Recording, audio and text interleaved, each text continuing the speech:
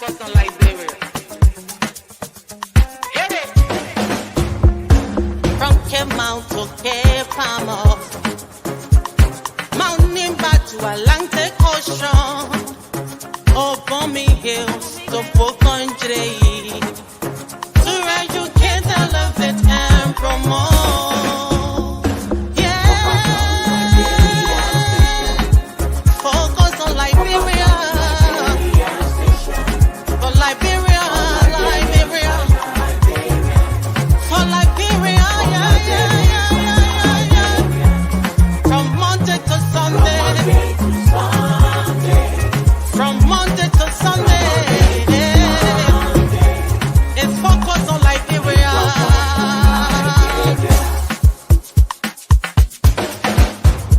Talk about home affairs.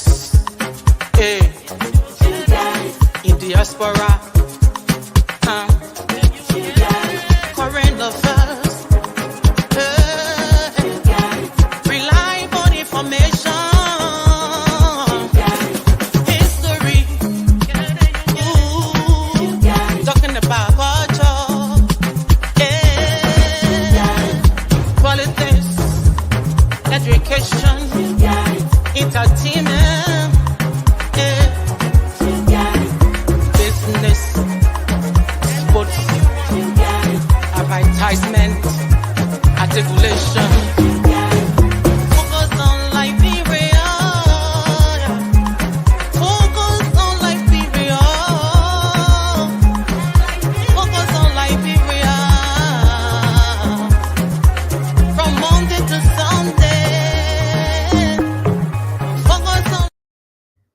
Hello, ladies and gentlemen, and welcome to yet another edition of Hello Pastor on Focus on Liberia. My name is Dennis Chea, and we are broadcasting from Atlanta, Georgia. In tonight's edition of Focus on Liberia, Hello Pastor, we're going to be looking at tithes and offerings. Yes, tithes and offerings.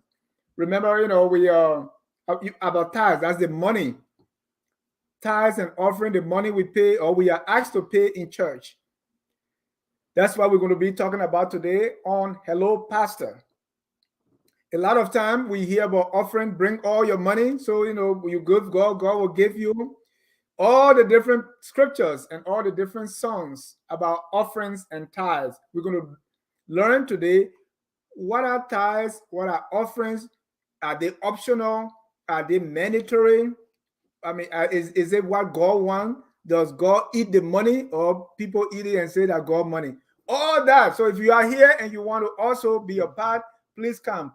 Our guest today is Reverend Dr. Suku Chea. He's the founder of Adonai International Ministry Global Outreach. Reverend, welcome to the show. Thank you, Dennis. Glad to be on with you today. Thank you.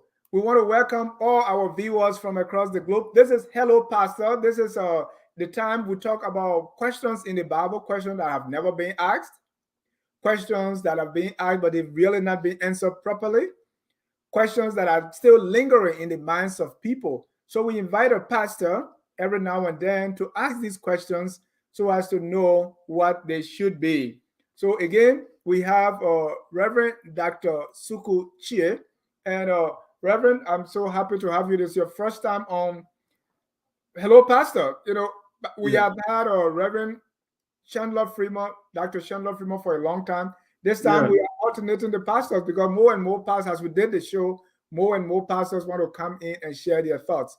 So I'm very happy. I also saw a good friend of mine on there also, Pastor Conley. Oh, you're right. Conley. Yes, right. Yes, I saw him as well. Great. So let's and this is part of your ministry. I know I watch you sometime on your show. So let's just talk a little bit about yourself that I've not covered. I already introduced you as the founder of the Adonai International Ministries. A little bit more that I didn't touch. Okay. I founded Adonai Ministries. I'm also a singer, a songwriter. That's my first ministry. But I started in a ministry with as an evangelist. I was a minister back in the church before, but when I stepped at my calling, I went straight to Bible college because I wanted to be taught. Back in the 96 is when I first went to Bible college, and And I was I did a year or two after the second year, and I was ordained back in 1996. After my first associate, degree, where I'm going to have one associate. But after that, that's when I got ordained. But then I got into evangelistic ministries.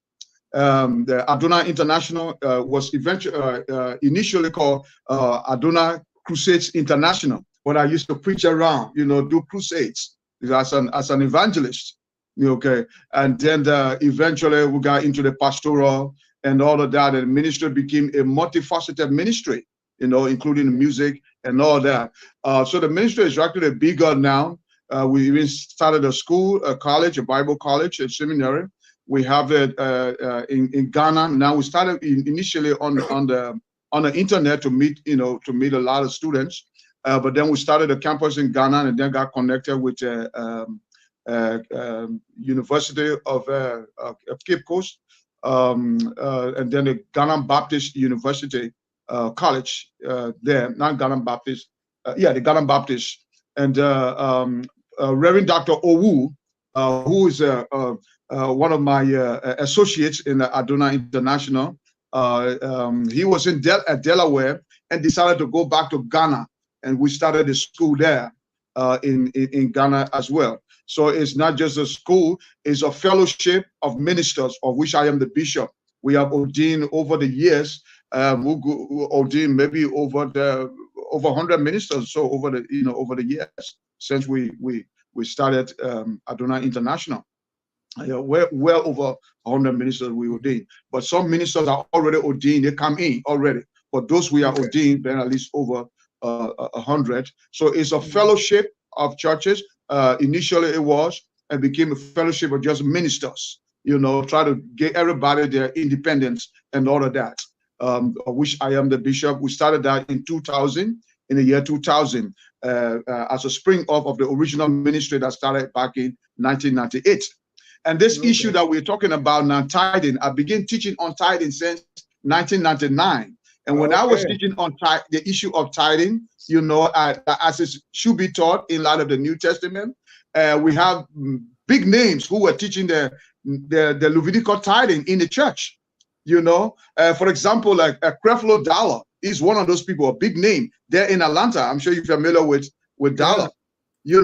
Dollar was teaching. He was one of the proponent of the Levitical tithing in the church. But that Dollar has since, renounced this teaching as an unbiblical teaching in light of the New Testament.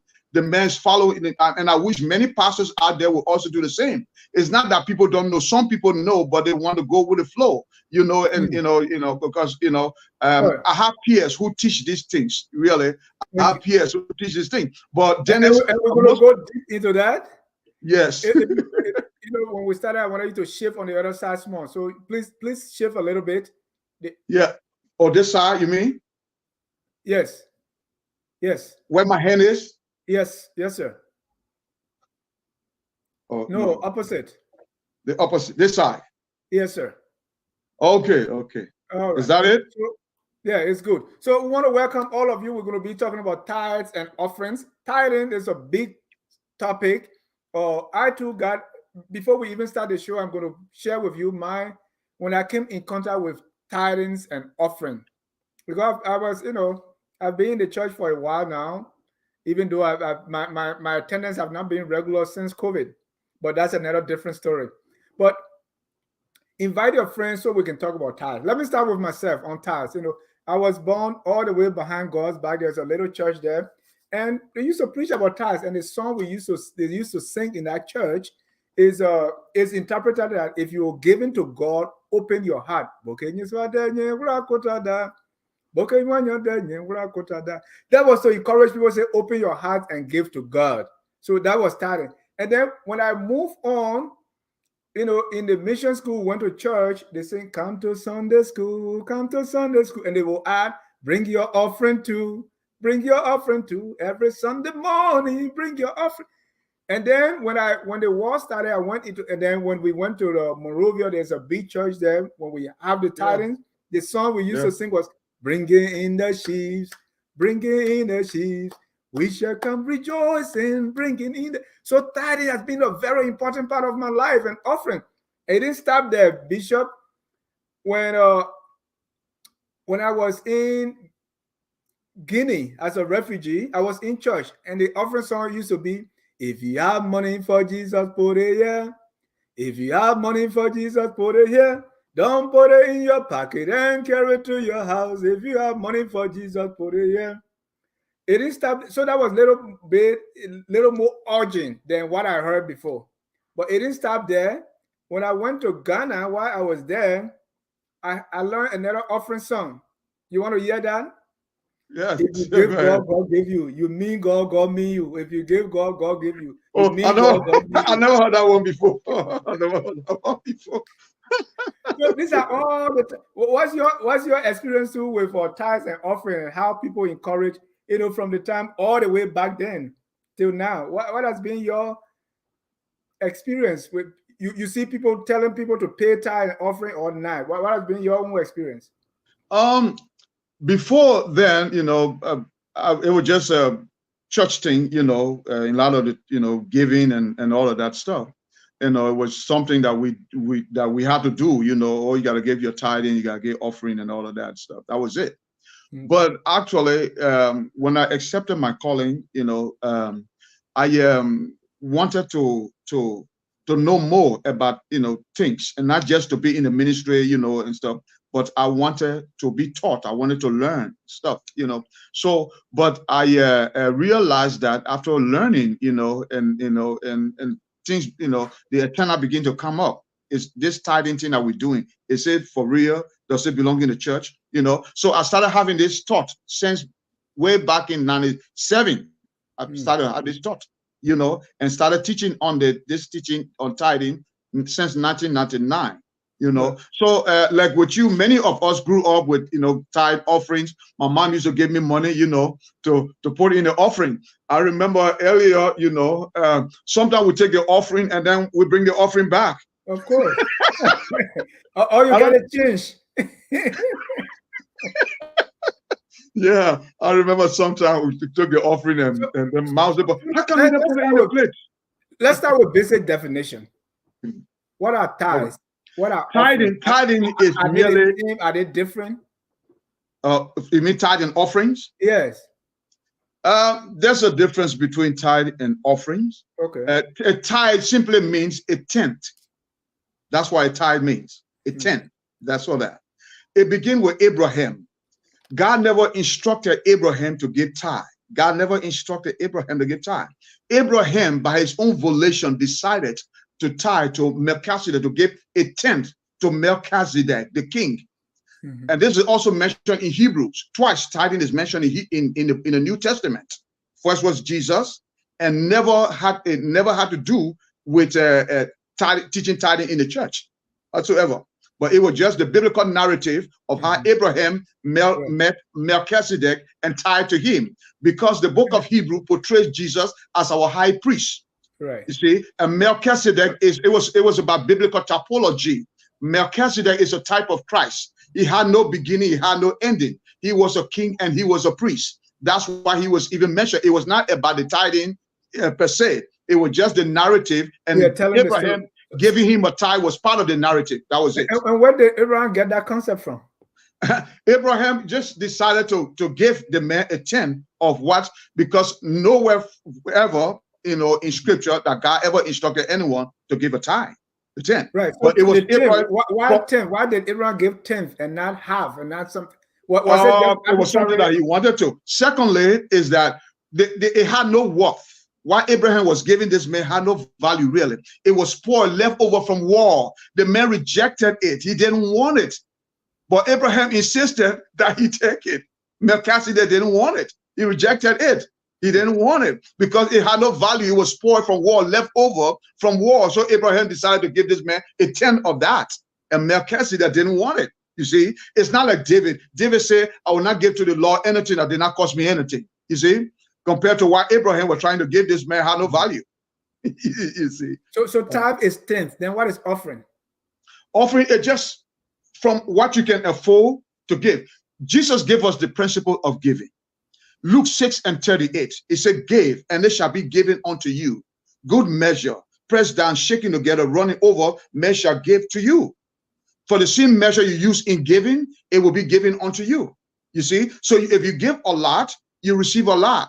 You don't, you don't give a lot, you don't receive a lot. You give less, you receive less. You don't give at all, you don't receive at all. It's a basic biblical principle, Dennis. So there's no need for the religious, psychological, manipulative method in the church today.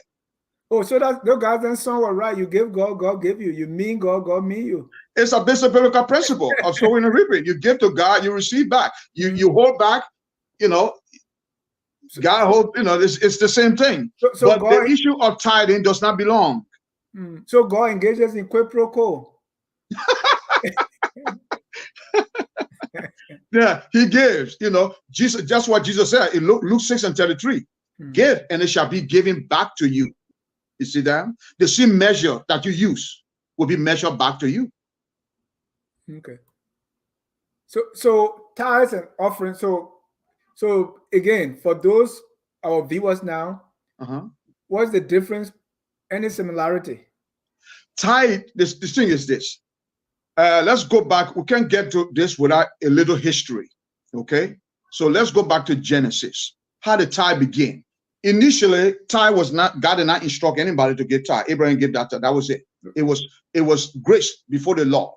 And then when the law began, when the nation of Israel, the theocratic nation was founded under Moses, okay, Jacob had 12 sons.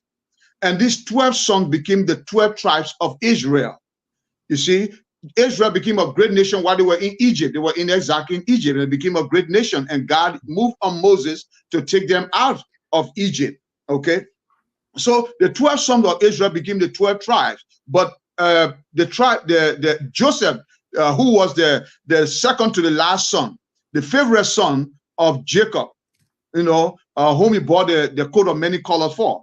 He does not have a tribe by his name, but he had two sons who were born in Egypt while he was governor, Ephraim and Manasseh. And these two boys was blessed by Jacob, who was the grandfather, and they became tribe. They became two half tribe, the tribe of Ephraim and the tribe of Manasseh. There was Ephraim and Manasseh, so they also became tribe, right?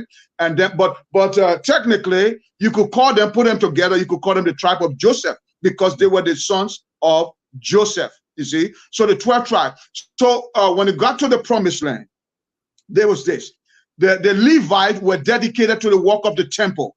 The Levite, for example, Moses was of the tribe of the Levites. He was the first prophet of Israel.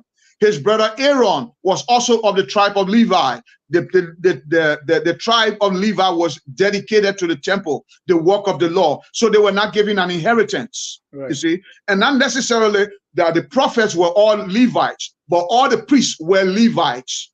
Some of the prophets were Levites like Moses, okay? And then Malachi, for example, who spoke so harshly. It is believed that, though much is not said about Malachi's background, but it is believed by many scholars that he was a Levite because how he spoke so harshly. So he could have been a Levite. So I also side with those scholars who believe that he was a Levite. Okay. But it's good, but nowhere in history do we have a real solid background on Malachi, you see. But based on his presentation, right, in light of tithing, I believe that he was also like Moses, that he was a Levite. Okay, the tithing now, why the tithing was put in place is that the rest of the tribes of Israel were given inheritance.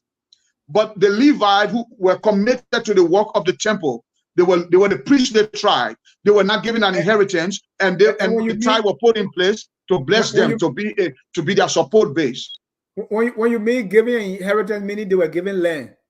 Yes, they were giving land, they were giving, those things. They were giving cattle, whatever, was, available. But the Levite did not have, because they were dedicated to the temple. So they're supposed to eat the tithe, the tithe for them. Yes, they had to be supported by the rest of the tribes. Okay. You see? And then, but Israel was very, very hard people. The tribe of, the Hebrews, the Jews were difficult people. They abandoned the work of the temple. They abandoned the Levites. That's why the prophet Malachi spoke so harshly and said, "Will a man rob God and that you are cursed with a curse?" That does not belong in the church. It's back in the Old Testament. It's why, because it was a theocratic nation. We're not in a theocracy. It's a, so Malachi spoke so harshly because of the hardness of the Jews, how they abandoned the priestly tribe. They didn't have any inheritance, so the tithing were put in place to help them, but now they didn't want to support that. That's why the prophet Malachi spoke so harshly. And then in the church today, number one, during the early church, Dennis, tithing would never practiced in the early church during the days of the great apostles. Before we get to the early church, I want to understand tithings in the Old Testament, right? Okay, so tithe was put in place. This was before Abraham gave the tithe, right? No, it was after. Abraham was before Moses. Right. Abraham was way before Moses. The tithe was made a law during the time of Moses. Right. So Abraham, at the time Abraham gave the tithe, that means he got the concept from.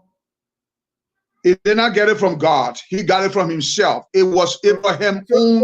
It was not a practice in Israel yet. No, it was never a practice. No, it was not.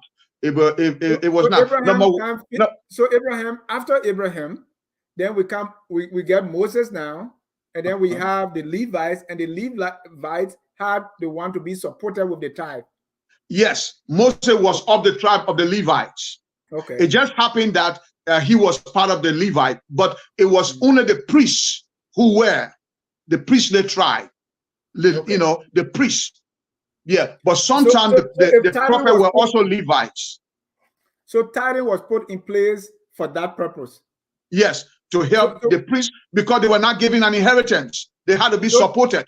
So today, so today, in your church, in my church, should we be giving tithe? Because no. The priest, why? No. Why? Tithe belongs in the Old Testament. It belongs why it was put in place. For example, like the pastors today, they have income. Pastors have income. They have whether is the church paid or they have secular job. It's a different thing. The reason for the tithe put in place is that the Levite had no other means, because they didn't have any property, they didn't have any other means of support. So they were to be supported by the rest of the tribe. Okay, and let's look, and that's why it became a part of the law. Number one, there were 3 institutions of the law, not one law. Sometimes people see it as one chunk of the law. There was 3 separate institutions of the law. The law is not carried over into the New Testament. It's made clear by the Apostle Paul. You see, there are 3 institutions of the law, beginning with the moral law. The moral law was the one written by God himself, beginning with the 10 commandments. You remember, God himself wrote the 10 commandments. Thou shalt not, thou shalt not, thou shalt not. That's the moral law of God. That's the first law given by God, and he wrote that himself.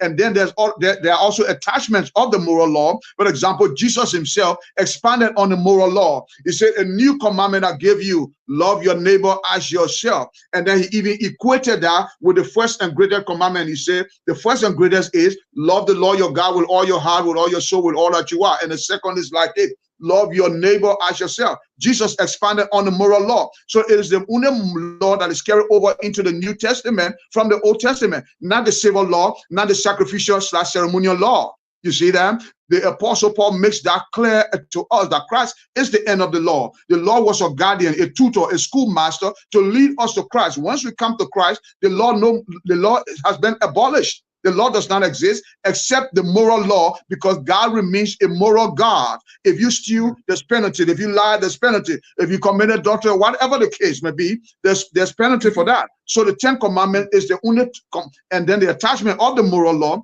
the only thing that's carried over into the New Testament church. The ceremonial law is not carried over. So if a person insists that tithing belongs in the church, Dennis, then the entirety of the civil law belongs in the church.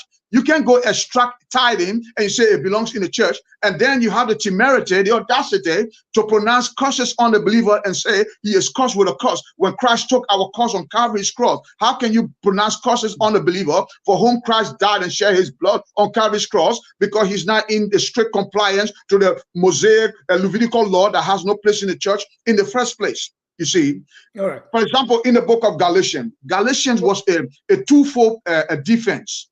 The Apostle Paul wrote the book. The Jews were trying to pollute the Christian faith. They were trying to do that. They were trying to discredit Paul so that they could, have their way with the Gentile believers. You see, the Jew, for example, they had to be circumcised. Jews had to be circumcised. It was part of the law. You see that? Circumcision was part of the ceremonial law.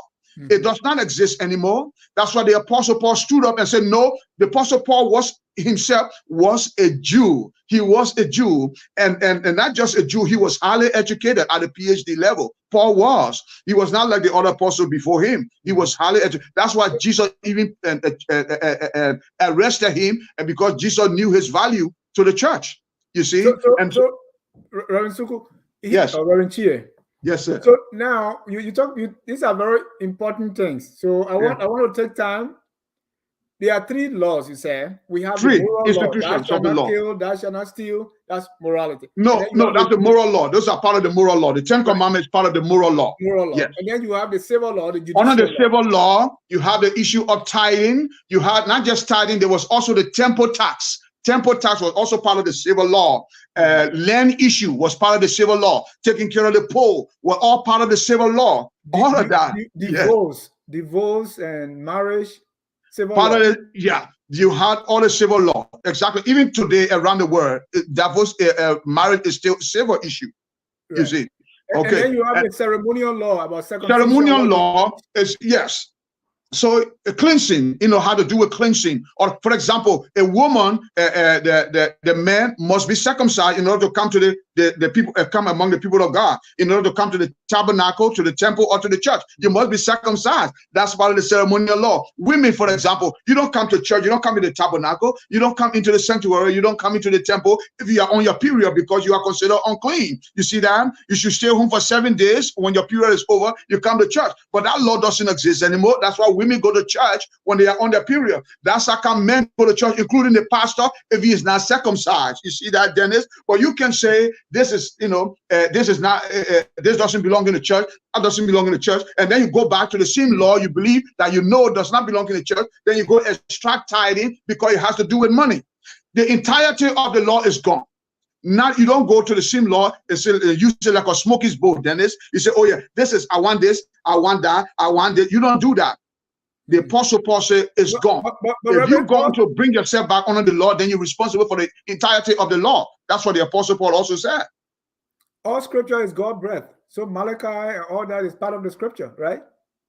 Malachi, part of the scripture, yes. Why are we taking some things out?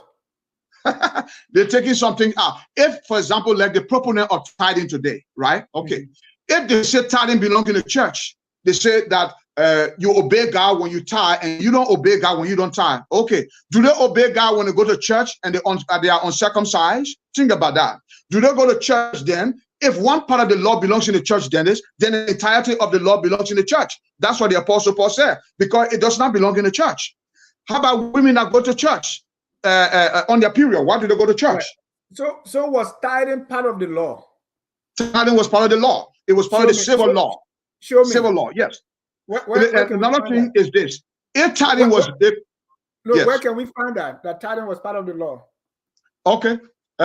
You go to, for example, there are several passages here, but we can go directly to, for example, Malachi. Not Malachi, but let's go to Nehemiah. Look at Nehemiah 12:44. Nehemiah 12:44. I have a digital stuff here. I think my Bible is still in my car, but yeah. But if you have that, we just put that on there. Just look at Nehemiah 12:44, and then we can look at also 10:38. You will see that then that the Levites were entitled to the tithe. They were put in place for the Levite. That was part of the law. That the Levite had to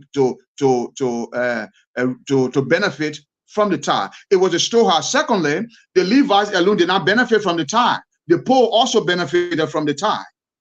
Not just the Levite, but also the poor who couldn't afford anything. You see, they were also benefited because the tithe became a part of the storehouse, and everybody could benefit. Anybody who couldn't afford anything, the poor, also benefited from the storehouse. How many storehouses do we have today? So verse 44 say, at that time, men were appointed to be in charge of the storerooms for the contribution, first fruits, and tithes.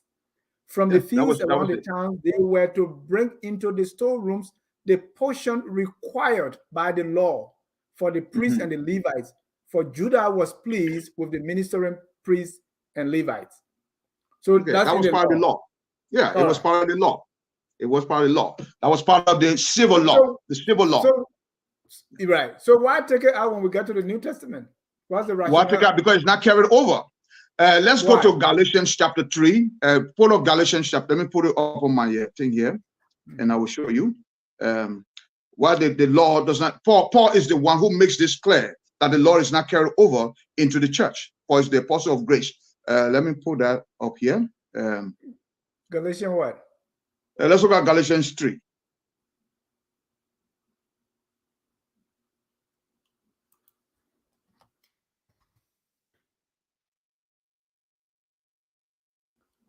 Which verse? Okay, hold on a second. Okay. Yeah. You're going to start with you foolish Galatians. Who has bewitched you? Yes. The Apostle Paul, like I said, the book of Galatians, really, it was written to not just one church. There were several churches in the Roman province of Galatia, the churches of Galatia, because the Judites or the Jews thought that they were better Christian, that they were first with first basis with God, and that they had to regulate the Gentile believers, that because they were circumcised, the Gentile believer had to be circumcised. That's when the Apostle Paul said no, because they felt that was the law. The Apostle Paul said no, the law is not carried over, and the people will not be circumcised. You see that? So the Apostle Paul said no, these people will not be circumcised because the ceremonial law / sacrificial law is not carried over. Thank you. With Christ himself dying on our sharing his blood. What was the sacrificial law? Back in the Old Testament, they have to, people sin, they have to use blood to cover their sin once a year. But the blood that the animal, they had to kill the animal based on what they could afford. And those who couldn't afford much, maybe just a pigeon, based on what they can afford, So the poor people would use pigeon blood and stuff like that. Ladies and gentlemen, if you are just joining us, this is Hello Pastor. We are discussing tithes and offering. My guest is Reverend Dr. Suku Chea. And tithing, according to Reverend Chea, tithing should not be part of the church today because that was part of the civil law, and that civil law did not carry over to the New Testament. We were, he's having some technical issue right there. All right. Christ has already died for us, so there's no need for sacrificial law. Secondly, there's no need for the ceremonial law. The Apostle Paul makes it clear. He said those believers will not be circumcised because the law does not exist anymore. That's why the Apostle Paul, who was a Jew, he was a Pharisee before, a well-educated man. Right. He understands the law very well. And he said, no, the law is not carried over into the church. These people will not be circumcised. You see that in the book of Galatians. And he said to us, building on the teaching of Christ. You see, where Christ said, you shall know the truth, and the truth shall make you free. So if the Son set you free, you shall be free indeed. The Apostle Paul built on that teaching in Galatians 5:1. He said, stand fast, therefore, in the liberty where Christ has made you free. Be not entangled again by the yoke of bondage. Tithing is bondage, just like the ceremonial law. Circumcision is bondage. For example, it's bondage also for you to tell the women, don't come to church because you are on your period. That's bondage. It is bondage also for you to say the man should be circumcised. You see, the law is not carried over. So why do people go back to the law, the civil law specifically, and extract tithing and bring it in the church and make it as if it belongs in the church? It doesn't belong in the church. Thank you. So now the law does not exist. So the tithe, because I myself I've been part of the leadership of the church before, and we use the tithe to run the church. We use that to pay the pastor because that's where the pastor pay come from, and that's what we use to support the work of the Lord, right? So if people are not tithing, how do you expect the work to run? You're kind of freezing your sound here for some reason. Yeah, okay. All right. Can you hear me now? Something going on with your sound. Can you hear me now? Yes, better now. All right. If we are not tithing, how do we pay the pastor? How do we run the church? How do we? Because we need money, and the money from the tithes that what goes. Oh yes. Oh no, definitely. For example, like that's why I wanted to go back to the New Testament, back to the early church, and then the church should be supported, no doubt, absolutely. Oh, we are having issue with your connection, Reverend Chea. This is too important for us to have this trouble. We will be right back.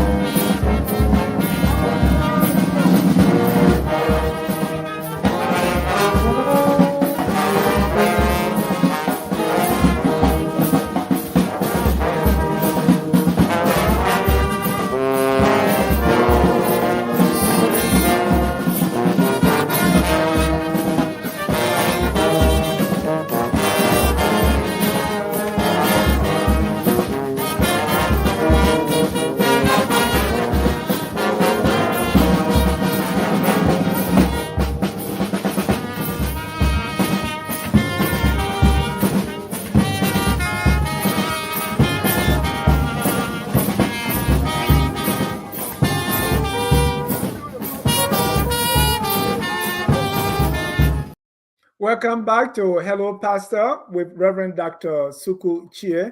This is the place we discuss the Bible. We answer biblical questions, questions that have never been asked, or some questions that have been asked but never been answered.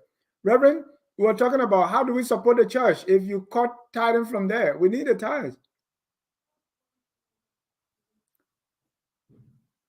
Can you hear me now? Oh, Reverend, don't do this.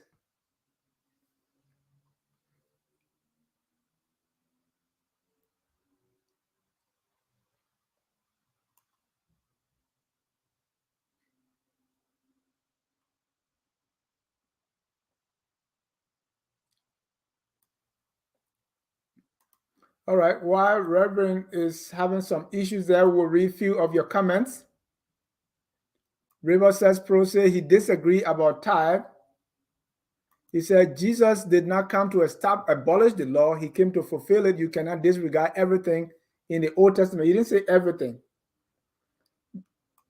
Joe Bimba said, tithing is necessary and it should basically be given from a cheerful heart. It shouldn't be out of compulsion. The New Testament policy is cheerful giving, but they're giving us, and we're going to come to offering, but tithing is strict, right? So we're going to talk about that. They kicked me out, so I had to come back. I don't know why. All right, let's come to that. I hope you didn't go out again. But can you hear me better? Can you hear me?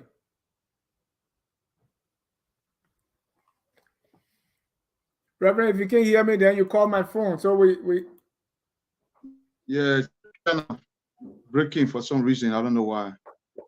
Yeah, right. Then call some me. interference. Some interference. Hello?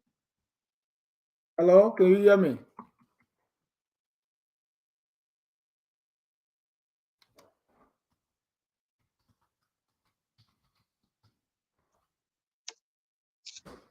It keeps freezing.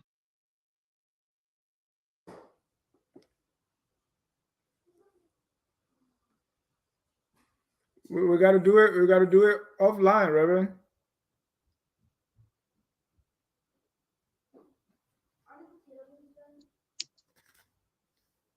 Hello? Hello, can you hear me? Can you hear me? Should I call you? Yes, because you can hear me, so I you got can to hear call you me. now. Let's do it on the phone. Should I call you on the phone? Yes.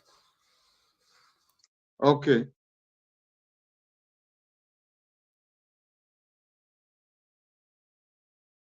I don't know what's going on.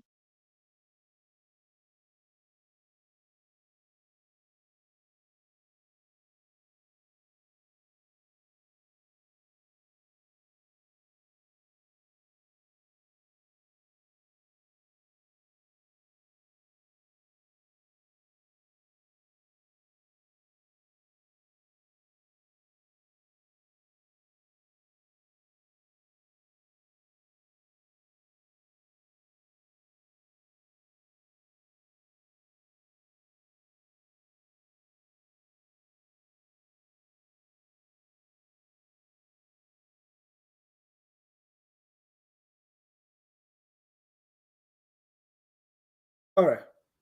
Okay, let's give, I can hear you because I see myself.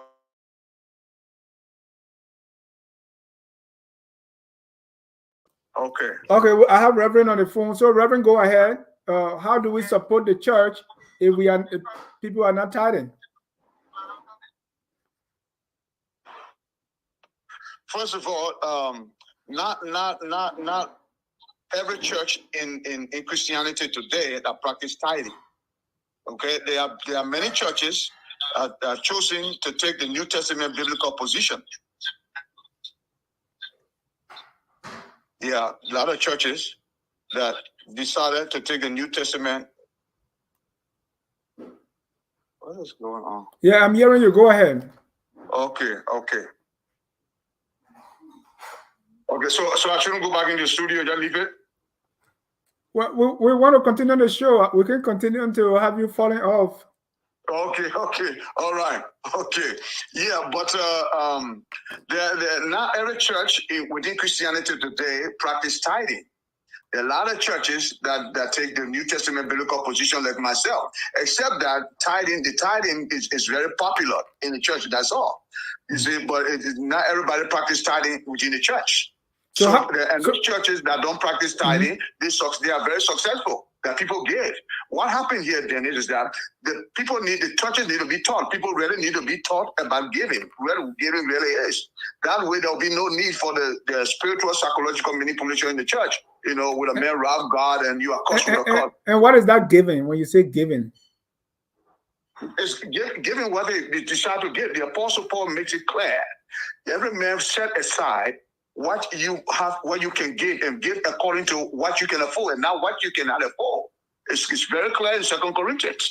The Apostle Paul built on the teaching of Jesus that we find in Luke 6:38. And the Apostle Paul built on that in 2 Corinthians chapter 8 and 9. He gave us the purpose, the principle, and policies in giving in all of these verses that we find in the 2 Corinthians chapter 8 and 9. You see, so the New Testament church never practiced tithing, Dennis. If they practiced tithing, which was part of the civil law, Paul was also going to deal with the issue, just like he dealt with the ceremonial law. But Jesus, during Jesus' day, there was a lady who gave the 1 cent. Wasn't that tithe? No, it was not tithe. It was not tithe. She gave an offering in the temple. That brings us to the idea of offering, right? Yeah, offering is what's taught in the Bible. It's taught in the New Testament. Give is not about tithing. It's about giving what you can give to the church or give to God. It's not about tithing. Tithing does not belong. Tithing was part of the law. If you obey one, the Apostle Paul also makes it clear that if you obey one aspect of the law, you are responsible for the entirety of the law. Who is obeying the entirety of the law in the time we're living in? But yet they extract tithing and say tithing belongs in the church. Tithing does not belong in the church. It belongs in the Old Testament. It was put in place for the priests, for the Levite, the priestly tribe who did not have any inheritance. You see, so, they can insist. Yeah. So is it a matter of nomenclature, just the name, because you're still giving anyway? Just give, but don't call it tithe. Is that what you mean? Except that you don't legalize it. What happened is that people today they are trying to still legalize this thing, bring the law and say the believer must tithe a certain percentage, 10%. No, you don't do that. People free to give 1%. 10%, even 100%. Everything belongs to God, Dennis. But the thing is that the law does not belong. You can't say that a man is cursed with a curse because he does not give a tenth. That's wrong. That's not in line with New Testament and biblical teaching whatsoever. My evangelist used to tell me, say, if you don't pay your tithe, God will blow a hole in your pocket. That's wrong. I was also at a church where I was a minister, where the pastor would bless people, right, and put oil on them and make the other people feel bad, as if they were not blessed, that they were cursed. So let's talk about offering. Offering. That's spiritual abuse. That is spiritual abuse. Offering is what is taught in the New Testament. Offering is also taught in the Old Testament, right? Well, you can bring your offerings, it's in the Old Testament. Right. Except that it's not a law, it's not a law. But tithing in itself is the law. Right. But in the Old Testament, the offering also was law, right? No, offering was not law. You bring your offering. It's not law. You bring your offering. In the Old Testament, I think I think we read about burnt offering. There are 5 types of offering, right? The burnt Oh, no, offering. you're talking about financial offering. You're talking about finance. We're talking about finance. Oh. You're talking about finance. That's what we're talking about. Offering, yes, it was all part of the law. Just like Right. trying to cleansing was part of the law, but we're talking about finance. Oh no, we're talking about offering. We're talking about offering. So offering. So what is offering?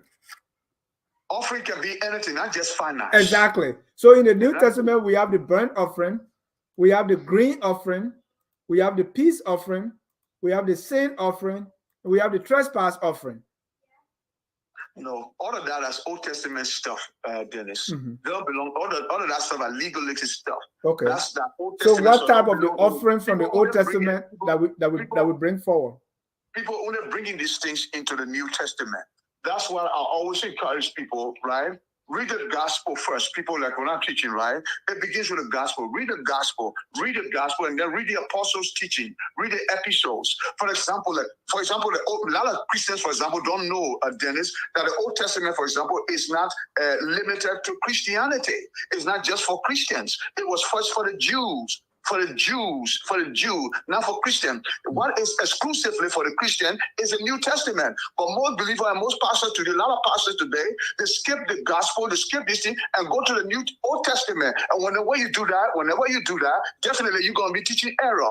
You see, you base on the gospel first. Teach the gospel.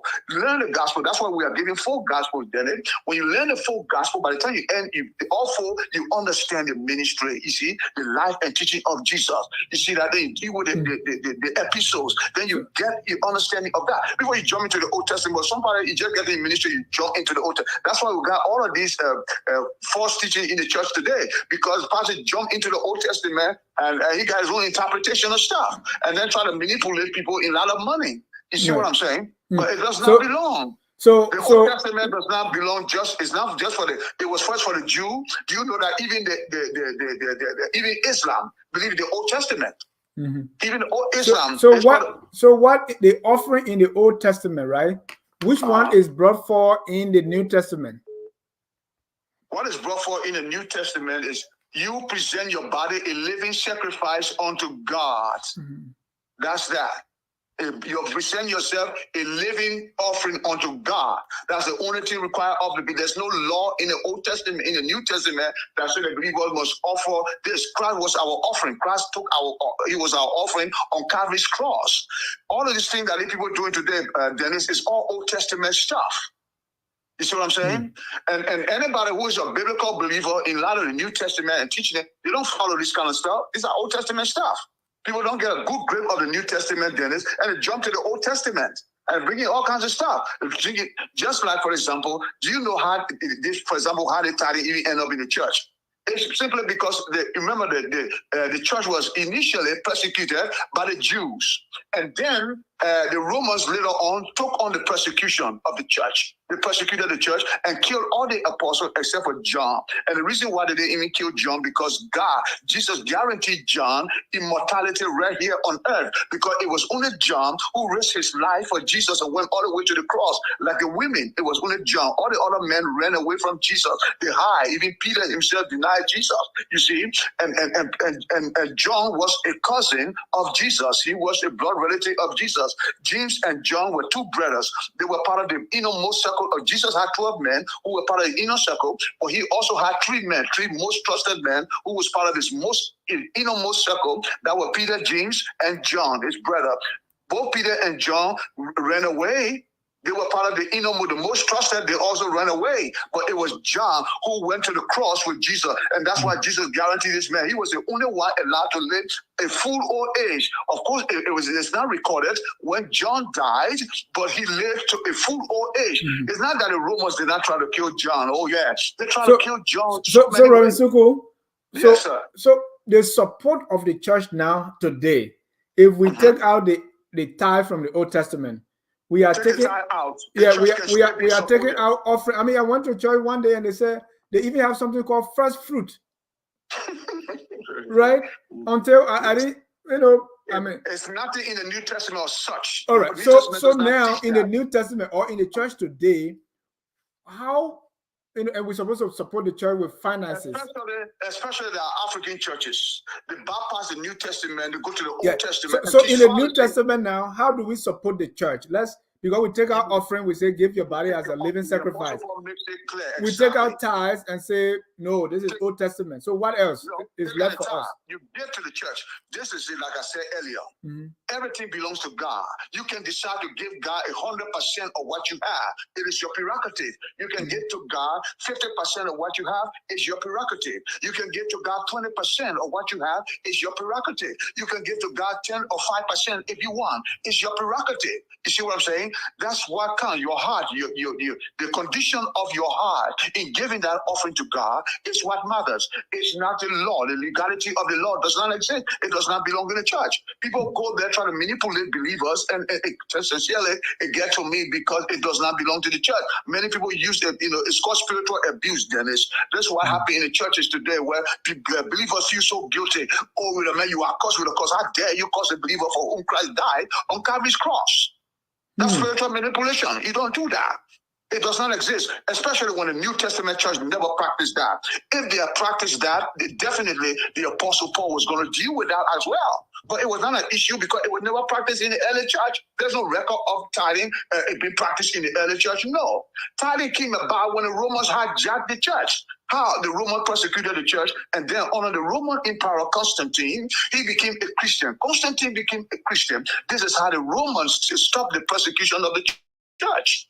And then they married the church, they took over the church and polluted the church, brought a bunch of Old Testament stuff into the church, including this thing we're dealing with today called tithing in the church. That does not belong. That was not even practiced in the early church. The Romans brought this stuff in the church. Just like, for example, even today, you still got to go to the priest to confess your sin. That's Old Testament stuff that is still practiced in the early, in the Catholic Church today. In the Roman Church today, the Catholic Church is the Roman Church. The Catholic Church is the Roman Church. You see, so the tithing, where they come from, that's the Romans brought us to. That's part of the pollution of the church. It was never practiced in the early church. So sincerely, it boggles me how believers, are so terrified in a lot of this tithing issue when it does not belong whatsoever. What we are told is to give to the church. If you insist, those who are insisting on tithing, Dennis, it's very simple. I ask people two questions. Do you go to church when you are on your, if you are women now, do you go to church when you are on your period? That's the law. If the Apostle Paul said, listen, if you're going to obey one aspect of the law, if you feel you're responsible, for example, you feel responsible for tithing, then you are responsible for the entirety of the law. So if you are a woman, don't go to church when you are on your period. If you are a man, don't go to church if you are uncircumcised. You see what I'm saying? So it is duplicity, it's hypocrisy, double standard when they promote this Old Testament teaching of tithing in the church. They understand the law is not carried over. The same people who understand the law is not carried over, yet they go there and extract tithing and impose it upon the believer, and then they enforce that with the Malachi passage and say you are cursed with a curse. Thank you. So I'm going to read some comments here for your response, and I want you to try to get back because we want to use the phone now to bring in our callers because there are a lot of people who disagree with you and they want to ask questions. They can agree, they can disagree, but it's the truth, biblical truth. Pastor Ellis Dixon said tithing was not part of the law. That's why Ellis Dixon is a pastor. That's what he's saying. Tithing was not part of the law. Really?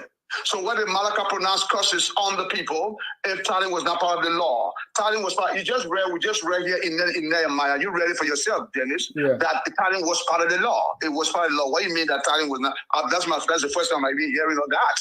Tithing was not part of the law. That's my first time I'm hearing that. And River says, this guy said, Jesus did not come to abolish the law. He came to fulfill it.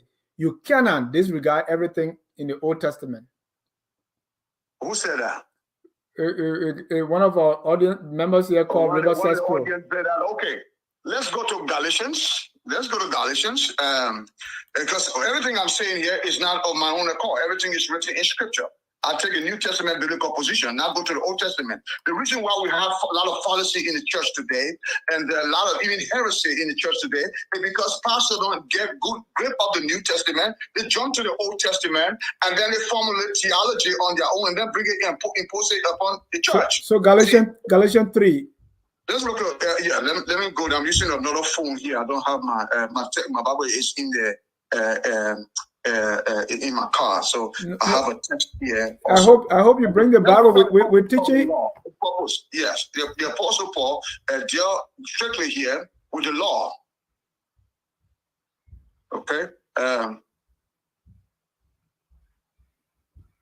Let me see where to start from here in the trying to answer their question. Okay, but let's look at old foolish Galatian here. Who has bewitched you? Before the very eyes, Jesus Christ was clearly portrayed as crucified.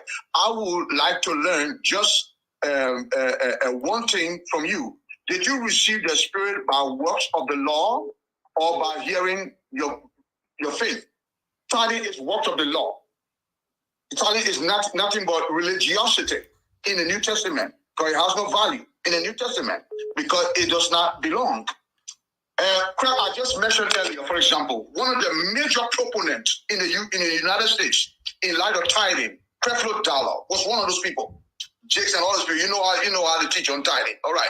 When I started teaching on this issue of the New Testament biblical giving back in 1999, and that's something I just started with. I taught this for many years. I have a whole manuscript on that, an unpublished book on this. I've taught a separate series. I even have a series of that on my page on Facebook. Let me read another comment. This one from Kumba Justina Gate. At the end of every 3 years, you shall bring out all the tithe of your produce in the same year and lay it up within your towns. And the Levite, because he has no portion or inheritance with you, and the sojourner, the followers, and so on, right? That's what you were saying. That's the law. Exactly. That clarifies what I'm trying to say here. That was the law. That was the Old Testament. You bring that was part of the law. It was required, but not in the New Testament church. All right. Not in the New Testament church. Jesus, for example, twice, New Testament, tithing is mentioned twice in the New Testament by Jesus first, never in connection with the church. Jesus only mentioned tithing in passing in light of the hypocrisy of the Pharisees. Jesus mentioned tithing and said, you pay tithe with men, and woe to you, scribe and Pharisee, you hypocrites. You see what I'm saying? Because even in the time of Jesus, that era was even still considered Old Testament era to begin with. The church was not founded until Pentecost. The church was not birthed even until Pentecost. That's when, if you look at the church age began from Pentecost. So even Jesus mentioned tithing in passing and not in teaching of tithing, that tithing belongs in the New Testament. No, but he was teaching that in light of the hypocrisy. He not teaching, but he merely said that in light of the hypocrisy of the Pharisees. And then in the book of Hebrews, the writer, who I believe is the Apostle Paul, many believe that Paul did not write it, but there are many scholars who also believe that Paul wrote it. And I also believe that Paul wrote the book of Hebrews because the book resembled Paul's writing. That's Paul's theology in the book of Hebrews. The only reason why they say Paul did not write the book of Hebrews, because the normal salutation is missing. But there must be a reason why the Holy Spirit left out that salutation in the book of Hebrews, because the book of Hebrews is very heavily theologically, very, very, very heavy, just like the book of Romans. The book of Romans, just like the book of Romans is to the New Testament, what the book of Deuteronomy is to the Old Testament. You see? Thank you. So Hebrews was written by Paul, but this is what I want to mention. What I said about Hebrews is that tithing was mentioned only because of the narrative that Melchizedek gave a tithe. Abraham gave a tithe to Melchizedek, a tithe that the man did not even want. He rejected it, but Abraham insisted that the man gave the tithe. The tithe had no worth, it had no value. It was left over from the spoil of war that Abraham wanted to give to Melchizedek. You see what I'm saying? So the tithe had no value. And this was even before the law. Abraham gave that as a free will. It was his prerogative. God did not instruct Abraham to give any tithe. Thank you, Reverend. If you try to get back on so that we can use the phone and take our callers. Yes, sir. Ladies and gentlemen, if you are just joining us, this is Hello Pastor. We are discussing tithes and offerings. My guest is Reverend Dr. Suku R. Chea. Suku R. Chea. He's our guest here, and we are discussing tithe and offerings. If you want to be a part of the show, please call the number on your screen. That's 605-313-6004. The code is 791-403#.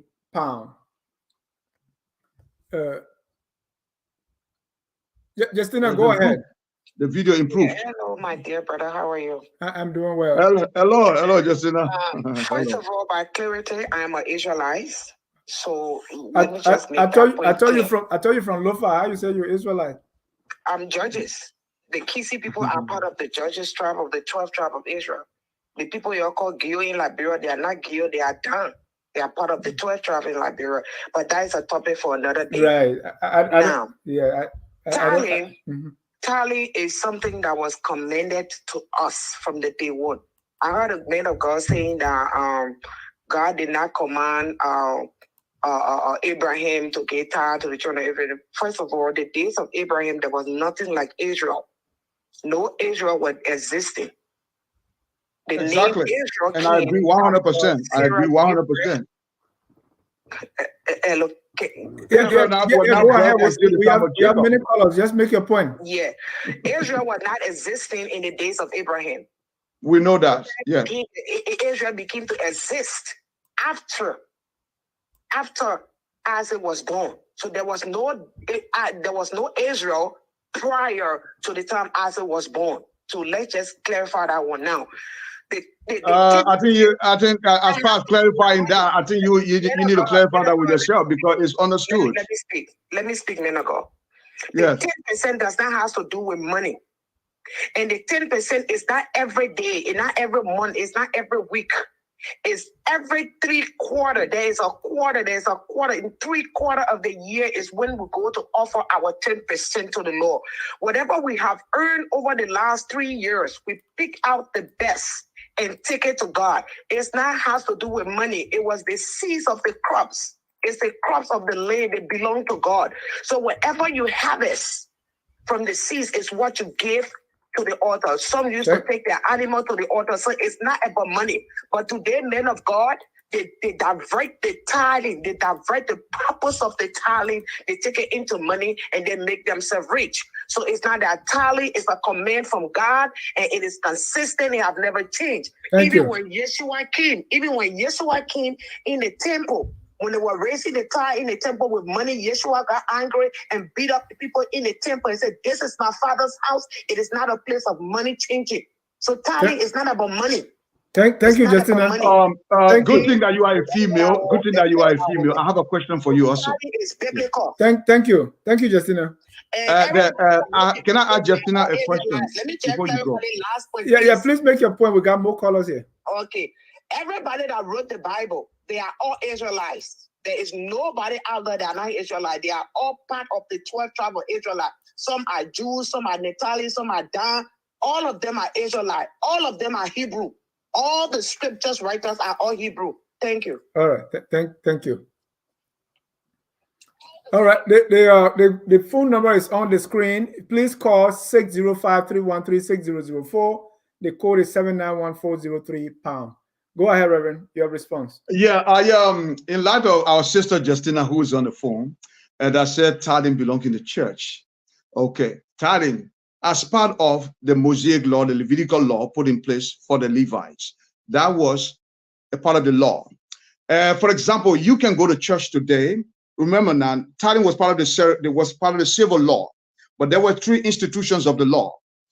Of the 3 institutions of the law, Justina, only one is carried over into the church, the moral law of God, because God remains a moral God. You can't steal, you can't kill, the 10 commandments were written by God himself, and it was sanctioned by Jesus himself. Jesus gave a new commandment. He said, "A new commandment I give to you, love your neighbor as yourself." And he equated that with the first and greatest commandment. He said the first greatest commandment is love your God with all your heart, with all your soul, all that you are. And the second is like it, love your neighbor as yourself. So that concludes the moral law of God. So of the 3 institutions of the law in the Old Testament, what is carried over into the church today is the moral law of God. If you kill somebody, you're going to get a consequence. If you lie, you see what I'm saying? If you steal, there are consequences for that. God remains a moral God. Morality remains. But the civil law does not belong. You can't say that tithing belongs in the church, then the rest of the civil law do not belong. You see what I'm saying? And then you can say that tithing belongs in the church and the ceremonial law does not belong. You see that? If you are a woman, you go to church. Why do you go to church when you are on your period? Because the law does not exist. If the law existed, then you will not go to church if you are on your period.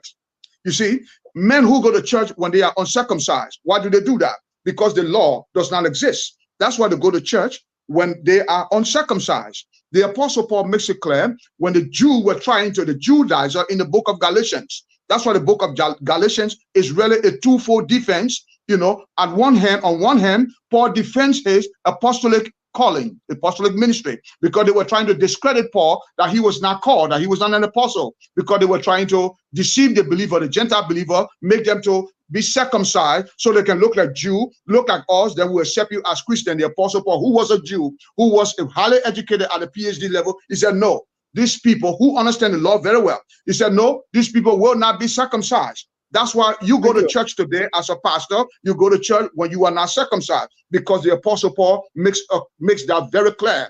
That's why you go to church, which is also part of the ceremonial law. You go to church when you are on your period, because the law does not exist. Why do you insist that tithing belongs in the church? You see, if you say the Apostle Paul also said, if you hold on, for example, tithing, if you hold on to one aspect of the law, then you're responsible for the whole law. Then you must keep the entirety of the law. Since you are able to keep the law, then keep the whole law. That's what the Apostle Paul said. But it's not possible. So why hold on to tithing? Tithing does not belong in the church. Let me bring in more colors. We have more colors here. So I will please jot it down, and then after that you can as the colors come, we'll make their points, and at the end of it, then you can come in. Let me bring on the first color here. That's Mr. Elvis Morris. Elvis, you're live. All right. Thank you, Mr. Jai. Hello to you, Pastor. I hope you guys are getting me clear. Yes, sir. Yeah, I can hear you. Can hear you, sir. I can hear you. All right, great. Like the pastor was saying about the last caller, I'm not sure if that's Justina Taylor or who, but I think she's picking and choosing because, like he was saying, women wear, pants today. Women are ministers in the church. Most women don't tie their hair when they're in the church. So if you're trying to pick and choose and say that God doesn't change and everything is the same as it was before, then even your very existence today and the way you carry yourself, is contrary to what the laws were back in those days. Well, my understanding is, for example, right, and again, I'm not a pastor, I'm not a theologian or anything like that, but my layman's understanding is, for example, if a person is a Christian and you're in the things of God and you have accepted Jesus as your Lord and personal Savior, once you've had that experience, for me, I've had that experience, you want to do works for God. You want to do charity. You want to go out there and help people.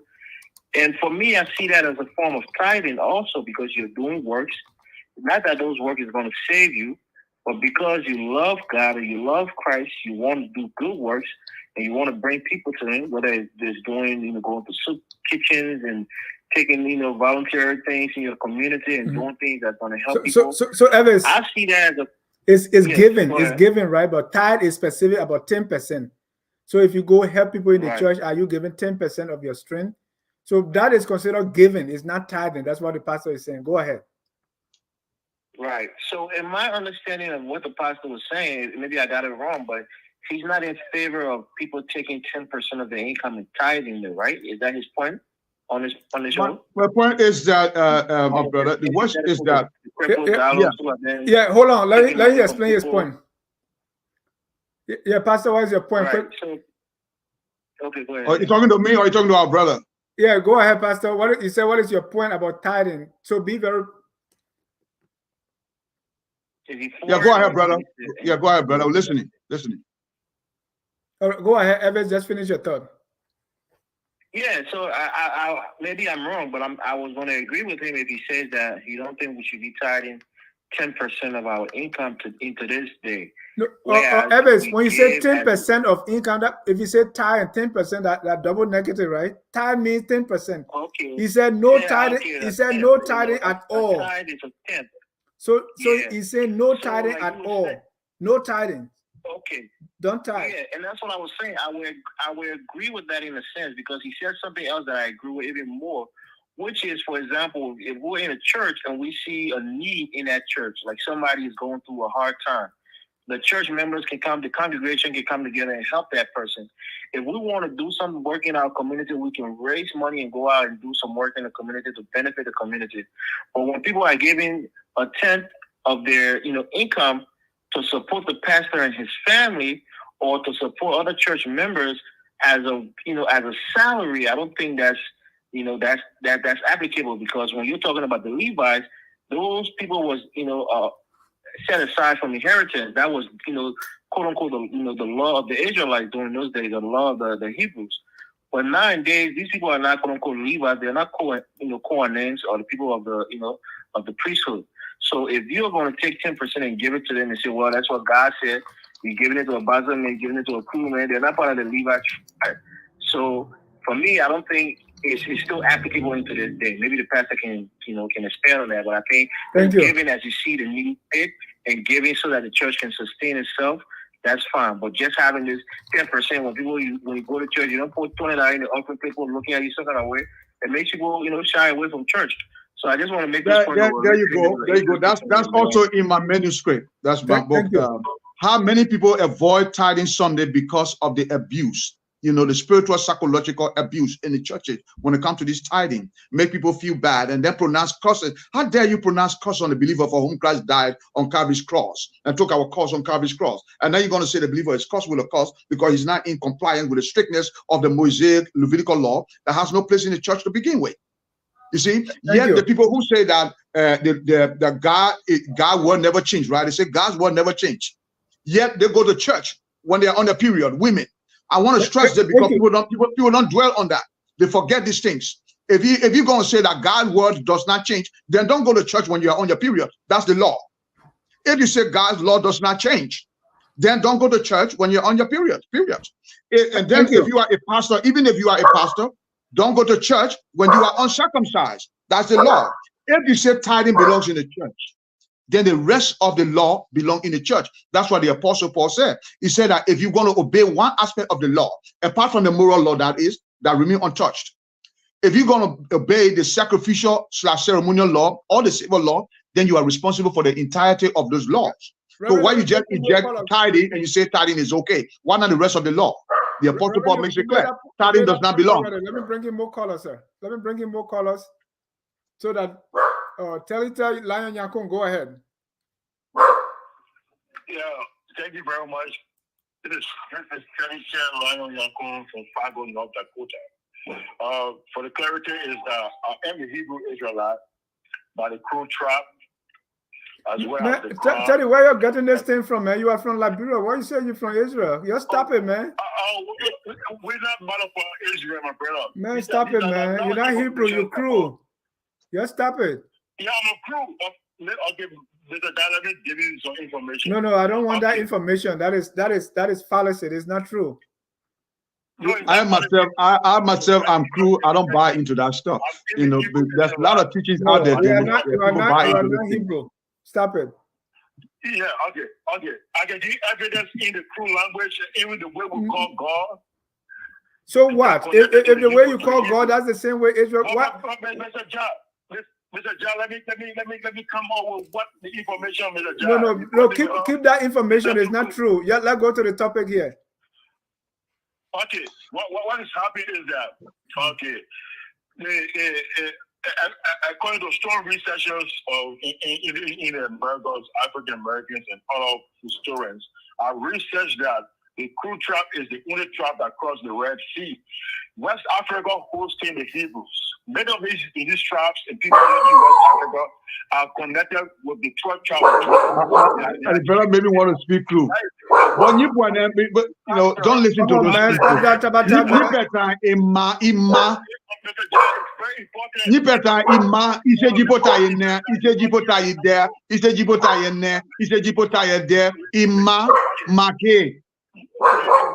When you call it Messiah means the messenger of God.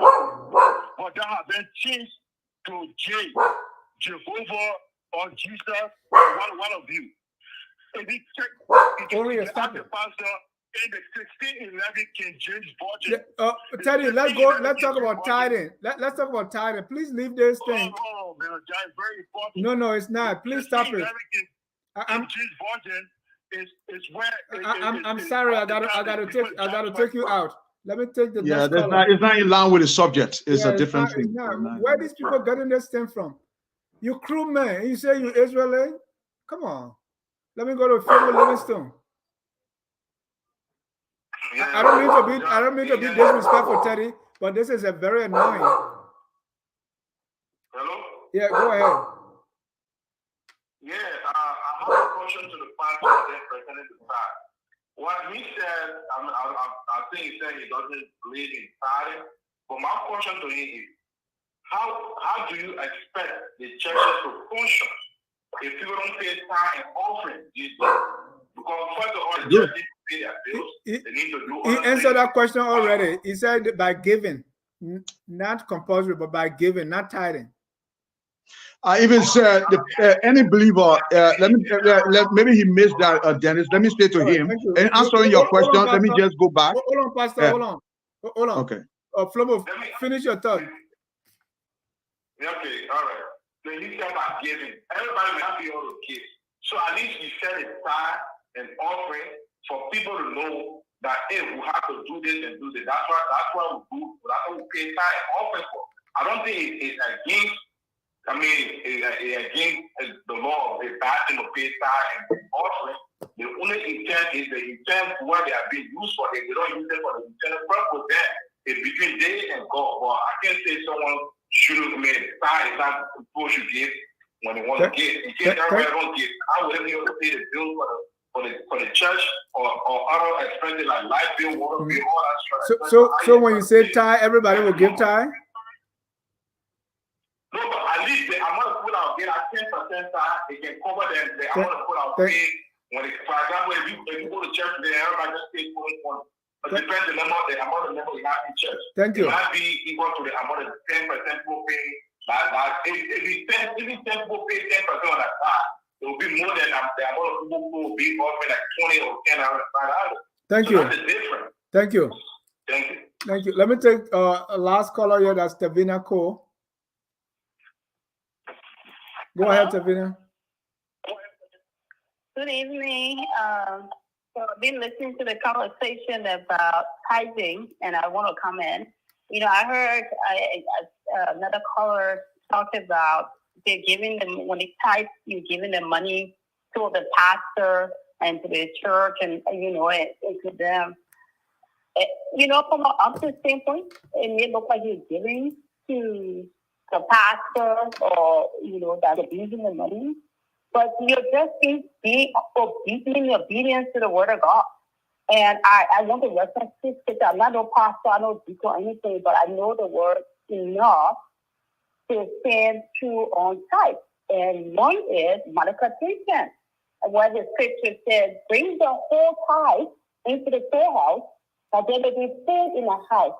And the Lord said, "Test me in this, and see if I will not open the floodgates from heaven and pour out so much blessings that there will be no room to store." And I, for one, Dennis, I will openly say I am a faithful tither.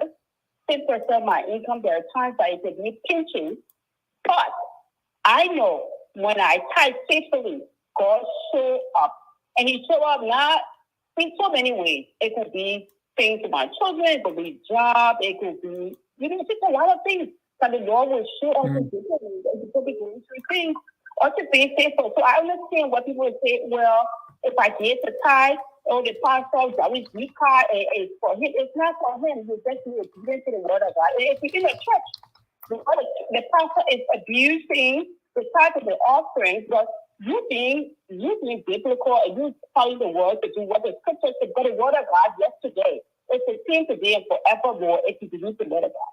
So Thank you. If you're in a church, the church is abusing the funds, find another church. Find a Bible believing church. They God, they say you got to know God for yourself. You have to have a personal relationship with Him. And another scripture just a minute, Dennis. No, what I want to ask you is the money that you are giving to the church. What if it is because God is blessing you, not because it's 10th, but because you are giving? Because the Bible says, "Give and it shall be given to you." So whether you give 10th or 20th, well, Dennis, your giving is relative, because the word of God in 3:10 says, "Bring it to the store." He also, Luke 6:38, he says, Give, and it will be given to you. A good measure, pressed down, running over, shaken together, and will be poured into your lap. So that for with this measure, for this measure you will. I'm sorry. Whatever you give, that what it will give you the back. Measure you use, The same will be measured back. For what the measure you use, it will be measured to you. Right. So giving is it can be different. The woman in the Bible, she didn't have 10%, but she gave her pennies. That was her giving at the time. That was her giving. She gave her 2 coins. That was her penny. Somebody who's unemployed, they can give whatever that's their giving. But if you have a full-time job, then you must pay your tithe. You must pay your tithe. Get to where I just give. Then you're not following the word of God. Because the word of God said you should pay your tithe, which is 10% of your growth. I mean, of your gross income, not your net. Your gross income. That's what you should pay.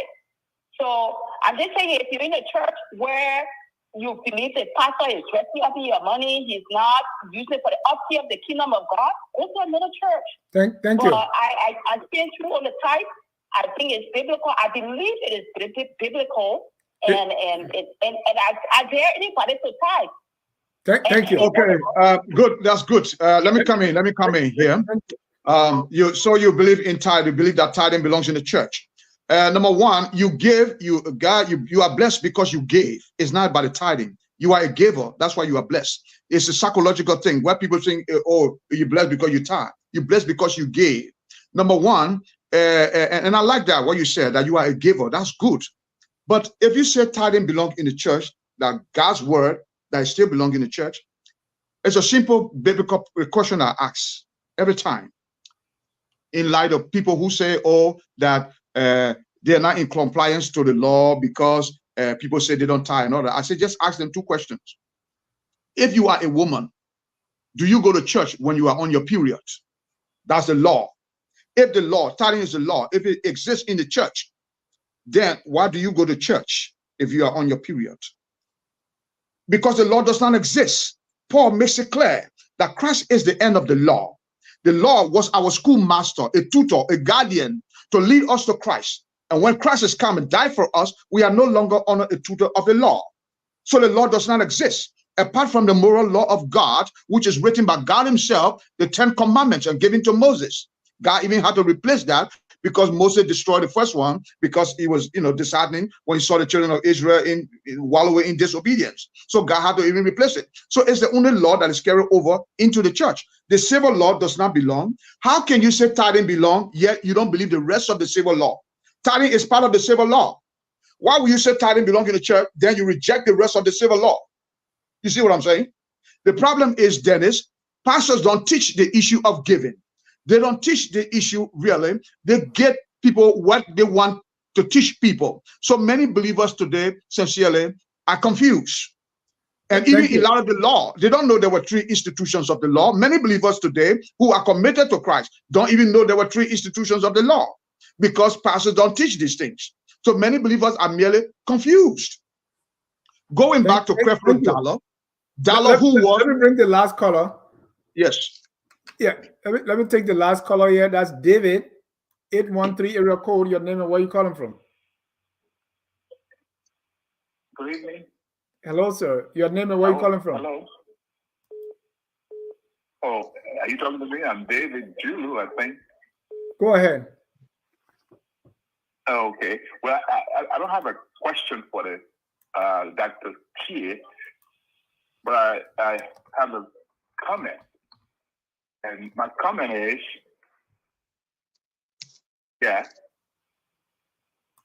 my name is David Julu. I'm calling from Florida.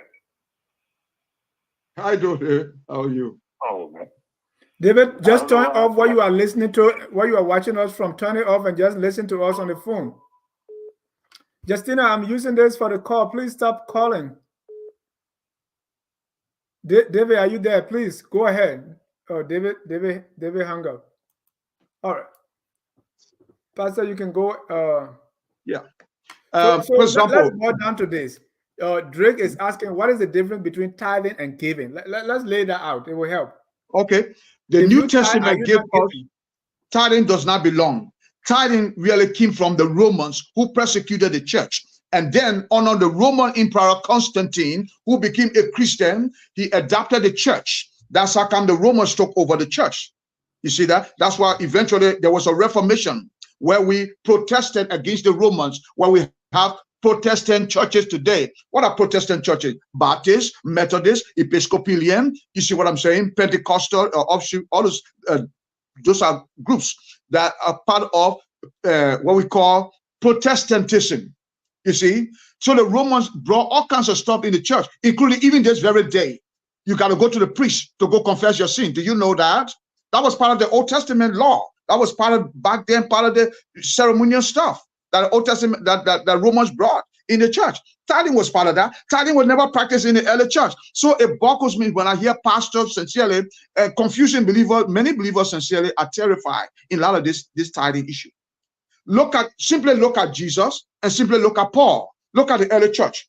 What did they practice? Tithing was never practiced in the early church. There's absolutely no record of tithing being practiced in the church. The Apostle Paul laid out the purpose, the principle, and policies in giving, building on the teaching of Jesus in Romans 6:38. Give, and it shall be given unto you. Good measure, pressed down, shaken together, running over, men shall give to you. The same measure you give, you use in giving, it will be measured back to you. If you give a whole lot, you receive a whole lot. You give less, you receive less. You don't give, you don't receive. It's a basic biblical principle. So there's absolutely no need for this religious, psychological, manipulative method in the church today about tithing. Would a man rob God? You are cursed with a curse. That's bogus stuff that don't belong in the church. I don't buy into that stuff. The Apostle Paul never taught that. If tithing was taught in the early church, if the Jew had dared to bring tithing in the church, Paul was going to deal with it also, just like he dealt with the ceremonial law, and said, no, these people will not be circumcised. That's why women also speak to go to Tavina. church. Tavina is quoting Malachi 3:10. Say this is the Malachi basic. 3:10 had no place in the church. Malachi 3:10 was written because of the hardness of the heart of the Jew who abandoned the work of the temple. They abandoned the tribe of the Levi. The Levi had no inheritance. That's why Malachi has no place in the church. Malachi was written by the prophet Malachi, who is believed to have been also a Levite.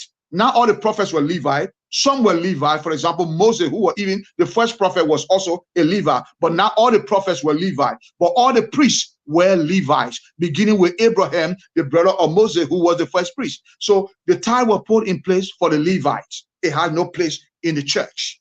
Tithing is part of the civil law. If you say tithing part of the civil law that belong in the church, why you don't obey the entirety of the civil law? Why you don't also obey the sacrificial / ceremonial law? If you're going to obey tithe, then bring the whole law back. You are responsible for the whole law. Don't just say, oh, tithing is okay because God say God's word does not change and tithing belongs in the church. You see what I'm saying? If God's word does not change, then if you are a woman, don't go to the church again unless you are free of your period. Don't go to church when you are on your period. I dwell on this so that people can understand, so people can get an understanding. If you say tithing belongs in the church, then you also don't go to church when you are on your period.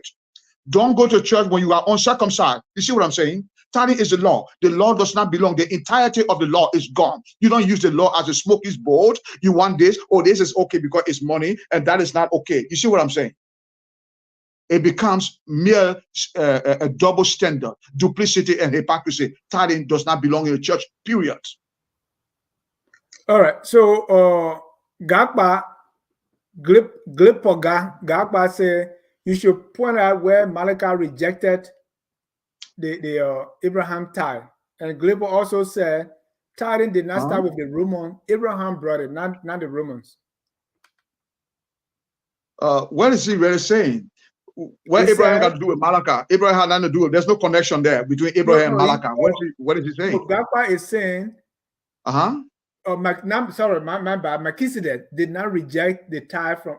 He said, "Oh, really? Let's look. Yeah. Let's look at it. Let's go to the passage. Well, let's go to the passage. If you say Melchizedek did not reject it, let's go to Genesis 14 and let's look at that.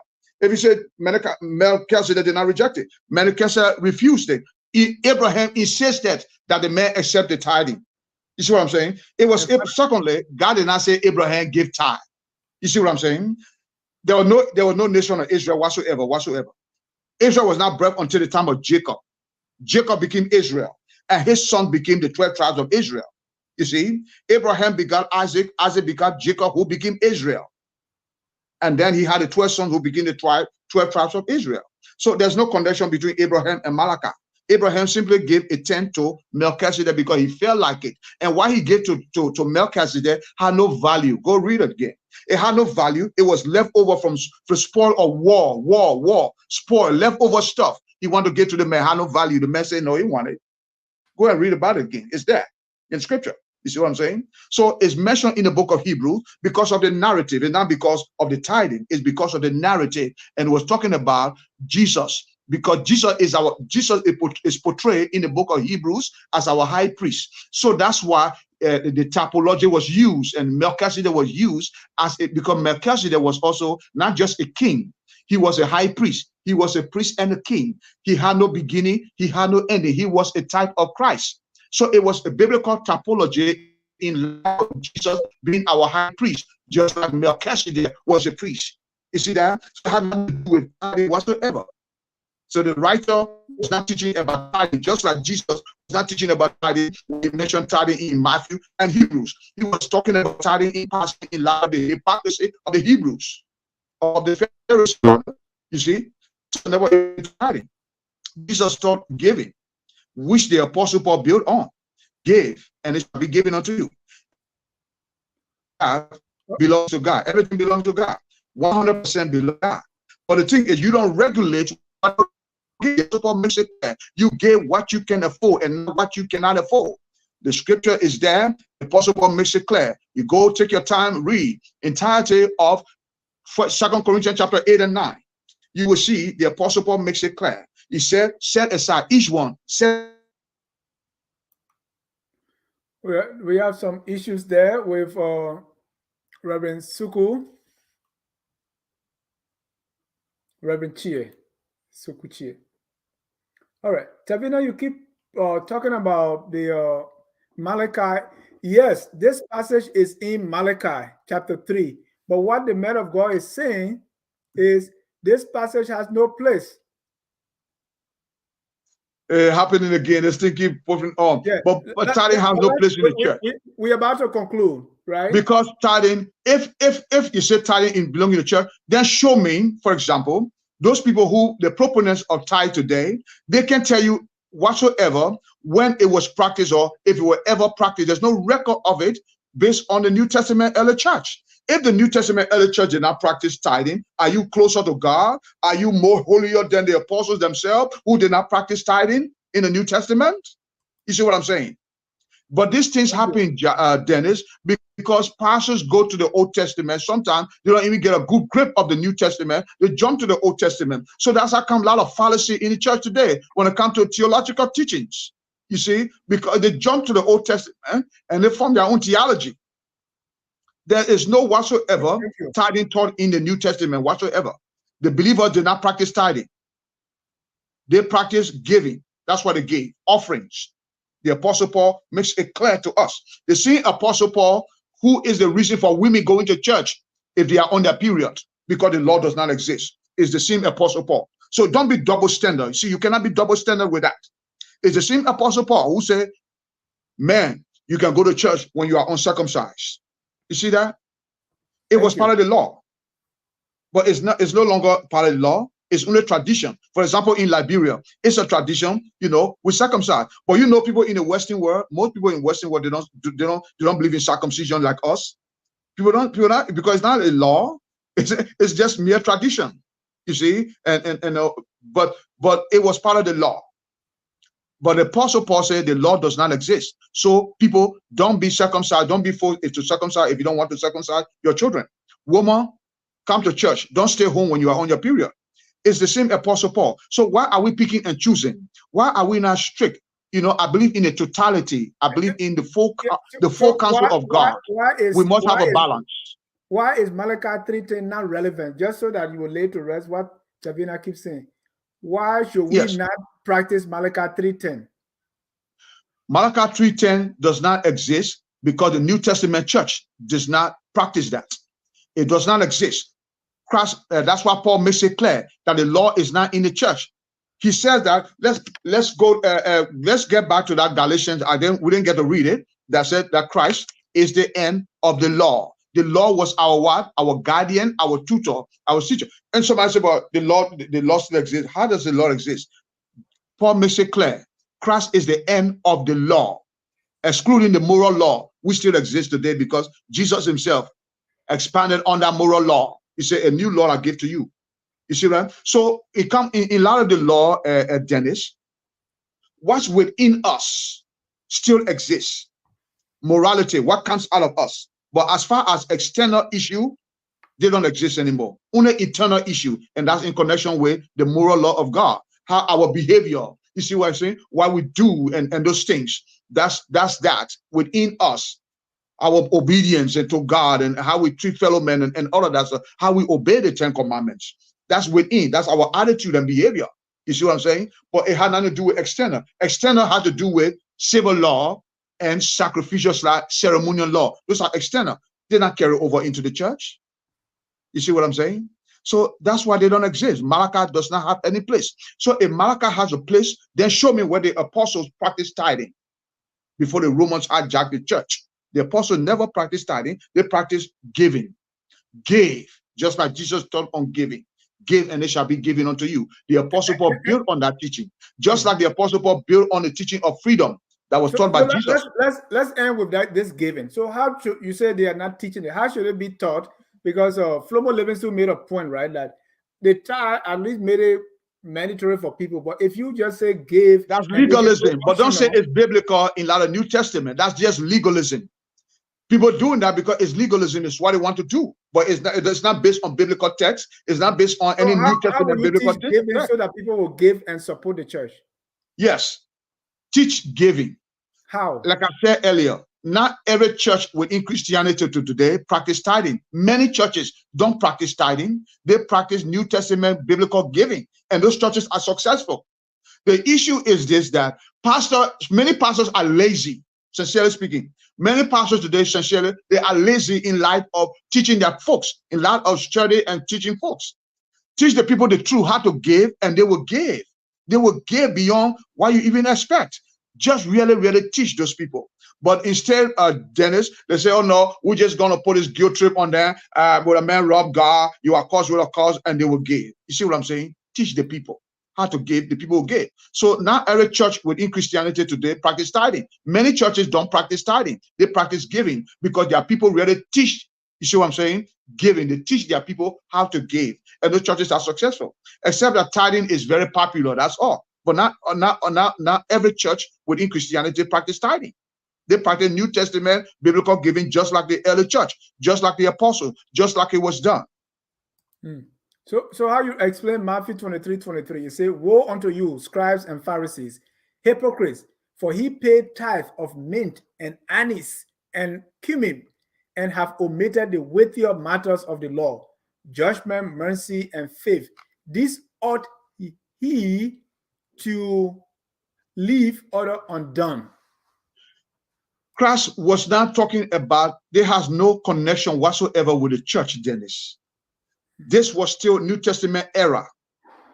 The church was not birthed until Pentecost. And what was done after Pentecost is what every church age should follow. Pentecost. The church was birthed at Pentecost. And how the early church began, there was no tithing whatsoever because tithing was a law. The law was not carried over into the church. Civil law tithing was part of the civil law. It was not carried. For example, if you say, let's look at another thing, for example. You look at the Mormons and say the Mormons are wrong for practicing polygamy, multiple wives. Here you are practicing tithing and you say tithing belongs in the church. The Mormons also have the prerogative, which is wrong, of course, but they also have the prerogative of saying it's right. You see what I'm saying? It's mere double standard. You hold on to tithing and say it belongs in the church. The Catholic also hold on to, you go confess to the priest. You see what I'm saying? That Old Testament stuff. How can you say you're better? Many churches today, they feel they're better than the Catholics because the Catholics, they do those things. But you yourself, you practice tithing, which is wrong. And then you point at the moment and say they're wrong for practicing polygamy. But you yourself, you practice tithing. You see what I'm saying? So hypocrisy, let's conclude on this so to make it clear. Tithing versus giving. Giving, periods. It doesn't matter how much you get. You can get 10%, you can get 100%, but it's that whatever 10% you give is not legalistic. It's not a requirement. It's what you desire to give. Just like you can give 20%, just like you can give 100%, just like you can give 50%. Anybody can get 10%, but it's not part of the law. When you do it by under the law, a strictness of the Mosaic law, then that's why it's wrong, because it does not belong. The law does not belong. Anybody can give a 10. I can give a 10 if I want to, just like I can give 1% if I want to. I can give 100% if I want to. You see what I'm saying? But the thing is that it's not a requirement. It's not a law that if you don't give, you are cursed with a curse. You see what I'm saying? Thank you. So I'm not against the 10. I'm not against the 10. Anybody can give a 10, but the law does not exist. Period. Thank you. Thank you, Reverend Suku. Chea. We really appreciate your time. Hello, Pastor is every other Sunday. And please tune in so that we can discuss these biblical things. Thank you again. I want to thank our viewers for watching. Reverend, what's your closing comment? Thank you, Dennis. Your closing. Oh, in closing, I encourage believers really to read for themselves, to study for themselves in light of giving. Look at the Apostle Paul closely and look at Christ. Examine their ministry in light of giving. Look at the Apostle Paul and look at how he taught the early church before you run with this tithing issue. Don't just go on tithing because somebody somewhere say, oh, you are cursed with a cause and bring this guilt. You know, many believers are guilty today. They walk around with false guilt in light of tithing that does not belong. So again, if you say tithing belongs in the church, then don't condemn the Mormons for practicing polygamy.